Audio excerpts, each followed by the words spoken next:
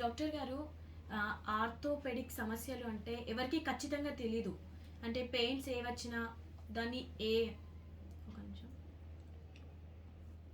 Doctor గారు, orthopaedic problems ఖచ్చితంగా ఎవరికీ తెలీదు.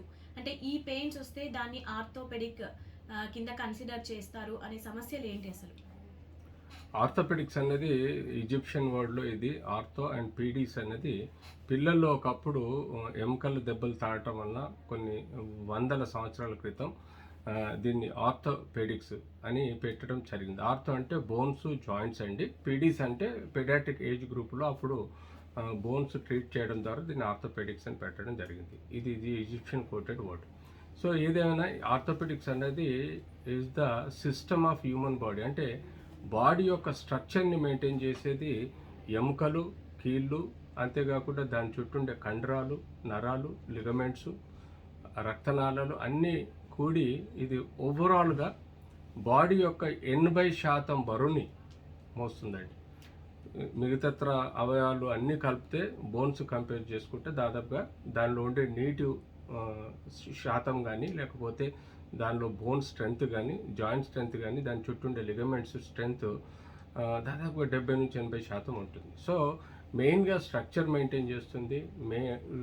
లోకోమోటరీ సిస్టమ్ అంటే మన బాడీని మూవ్ చేసే పద్ధతిని లోకోమోటరీ సిస్టమ్ అంటాము. ఆ సిస్టము మన బాడీకి ఎంటైర్ బాడీకి రిక్వైర్డ్ ఉన్నది. అనుక్షణం మనం మన బాడీని మూవ్ చేస్తుంటేనే మన కార్యక్రమాలు జరుగుతాయి, మన బాడీ యాక్టివ్గా హెల్తీగా ఉంటుంది. సో అందుకనే లోకోమోటర్ సిస్టమ్ స్ట్రాంగ్గా మెయింటైన్ చేసేది కూడా ఈ ఆర్థోపెడిక్ సిస్టమ్ అండి. సో యూజువల్గా బేసిక్గా ఆర్థోపెడిక్స్ అంటే ఎముకలు, కీళ్ళు. సో దానికి చుట్టూ ఉండే అటాచ్డ్ కండరాలు కానీ ఇంకా ఇతరత్ర పార్ట్స్ ఏవైతే ఉంటాయో అవి అడ్జువెంట్గా సపోర్ట్ చేసే కండరాలు కానీ, సపోర్ట్ చేసే లిగమెంట్స్ కానీ, లేదా కార్టిలేజ్ కానీ అవి ఈ ఆర్థోపెడిక్స్లో ఒక పార్ట్ ఆఫ్ డ్యూటీ ఉంటుంది.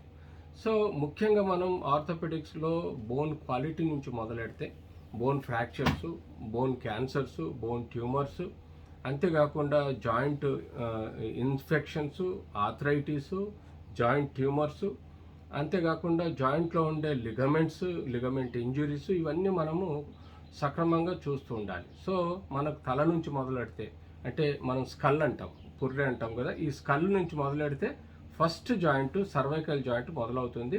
క్రింది వరకు అంటే మన స్పైన్ యొక్క వెన్నుపూస యొక్క కొన చివరి వరకు దాన్ని కాక్సిక్ అని అంటాం.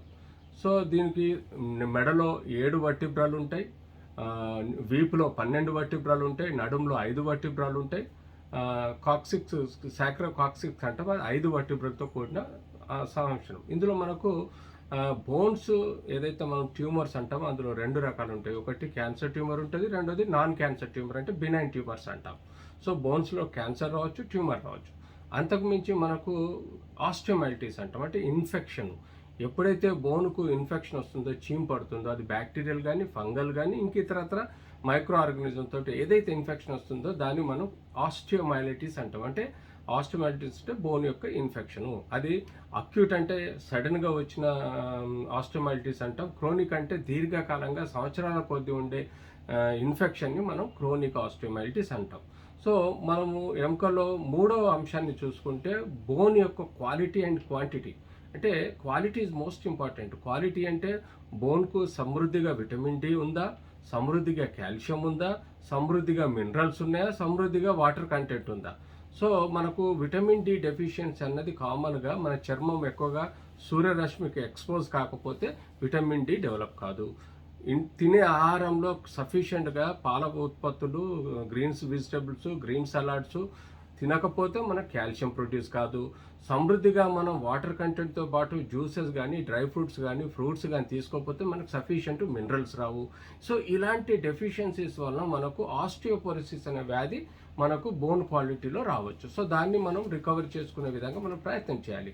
ఇంకా 4వది వచ్చేసి మనము ఎక్కువగా ఏదైతే బోన్స్లలో మనకు ఫ్రాక్చర్స్ అవుతుంటాయి వేరియబుల్. అది ఈవెన్ కొన్ని బోన్స్ లారీ బరువును లాగేంత స్ట్రెంగ్త్ ఉన్నా కూడా కొన్ని ట్రివియల్ ఇంజురీ తోటి ఇరగడం జరుగుతుంది. దాన్నే మనం ఫ్రాక్చర్స్ అంటాం. మళ్ళీ ఫ్రాక్చర్స్లో కూడా మనకు 2 రకాలు ఉంటాయి. ఒకటేమో క్లోజ్డ్ ఫ్రాక్చర్ అంటే చర్మం కట్ అవ్వకుండా లోపలే ఫ్రాక్చర్ అవుతాయి. ఒకటి open fracture or compound fracture అంటాం, ఏదైతే చర్మం కట్ అయిపోయి పైకి వస్తుంది. సో ఇలాంటి ఓపెన్ క్లోజ్డ్ ఫ్రాక్చర్స్కు స్పెసిఫిక్గా మనం ట్రీట్మెంట్ చేయాల్సిన అవసరం ఉంటుంది. ఇలా మనం ఎముకలలో ప్రాబ్లమ్స్ చూస్తే కీళ్ళల్లో మనకు మల్టిపుల్ ఆర్థరైటిస్ ప్రాబ్లమ్స్ వస్తాయి. అంటే కీళ్ళ వాతం, అది రుమటాయిడ్ ఆర్థరైటిస్ కావచ్చు, సోరియాటిక్ ఆర్థరైటిస్ కావచ్చు, గౌతి ఆర్థరైటిస్ కావచ్చు, లేకపోతే సెప్టిక్ ఆర్థరైటిస్ కావచ్చు, ఇంకా ఇతర ట్యూబర్కులోసిస్ ఆర్థరైటిస్ కావచ్చు, లేకపోతే డీజనరేటివ్ ఆర్థరైటిస్ కావచ్చు, ఆస్టియో ఆర్థరైటిస్ కావచ్చు.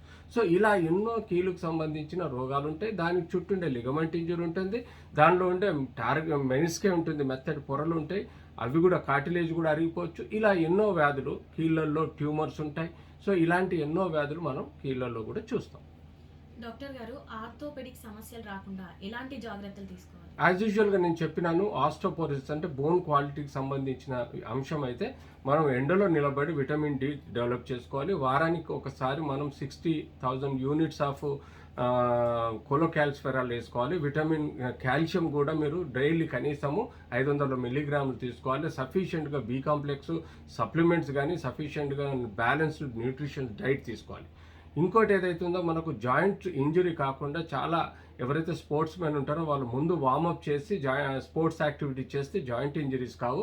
ఫ్రాక్చర్స్ అన్ఎక్స్పెక్టెడ్ ఫ్రాక్చర్స్ అవుతాయి కాబట్టి వాటిని నివారించడం కన్నా మనము ఎలా అయితే జాగ్రత్త ఉండాలో, రోడ్ ట్రాఫిక్ యాక్సిడెంట్స్లో మనం ఏ స్పీడ్లో వెళ్ళాలి, ఏ రోడ్లో ఎంత స్పీడ్లో వెళ్ళాలి, అలా అయితే మనకు యాక్సిడెంట్స్ కాకుండా ఫ్రాక్చర్స్ కాకుండా అలా కాపాడుకోవాల్సిన అవసరం ఉంది. ఎప్పుడు బోన్ క్వాలిటీ బాగుంటుందో అప్పటి వరకు మీకు ఫ్రాక్చర్స్ కూడా అయ్యే అవకాశం ఉండదు. సో పెథలాజికల్ ఫ్రాక్చర్ అంటే ఇన్ఫెక్షన్స్ ఎర్లీ ఇన్ఫెక్షన్ని డిటెక్ట్ చేసి దానికి కావాల్సిన కరెక్ట్ యాంటీబయాటిక్ క్వాలిఫైడ్ డాక్టర్ దగ్గర తీసుకున్నప్పుడు మీకు బోన్ ఇన్ఫెక్షన్స్ కూడా రావు.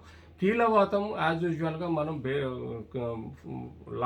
టెస్టులు చేసుకొని, రక్త పరీక్షలు చేసుకొని, వివిధ రకాల ఎక్స్రేలు, సిటీ, ఎంఆర్ఐలు చేసుకొని దాని యొక్క స్పెసిఫిక్ ఆర్థరైటిస్ ప్రకారం మనం ట్రీట్మెంట్ తీసుకుంటే మనం ఈ ఆర్థోపెడిక్ ప్రాబ్లమ్స్ నివారించవచ్చు. Thank you.